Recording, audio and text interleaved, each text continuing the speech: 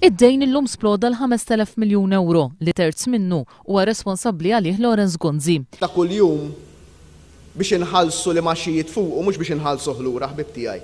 Biex inħallsu li maxxijiet fuq id-dejn li sar. Qed nonfqu aktar fuq il-maxxijiet milli fuq l-iskejjel tagħna. Il-mexxej Laburista semma żewġ deċiżjonijiet li swew lil pajjiżna 1,000 miljun euro. Il-bini ta' sptar li jisset jirriżulta li huwa żgħir u x-xiri ta' power station li ma taħdimx. Għalli żewġ ministeri biżbejniethom nefqu 23 miljun euro f'konsulenzi jew 22,000 euro kuljum għal pariri fuq l-Enemalta, l-Arriva u l-Ermolta.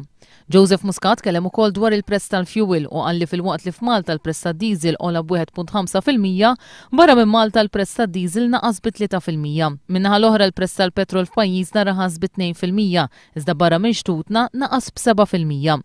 Il-familji jħossu l-pajjiż miexi fid-direzzjoni l-ħażina għal Joseph Muscat. Sistema din li ħakmet lill-Partit Nazzjonalista li tipprova minn żmien għal żmien tbiddel xi wiċċ. Tbiddel xi siġġu. Imma il-poteri wara t-tron jibqgħu dejjem l-istess. Ilhom l-istess għal kwart ta' seklu.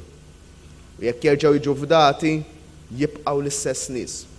Il-pajjiż huwa mmexxi minn Prim Ministru medi fil-lob intern tal-Partit Nazzjonalista.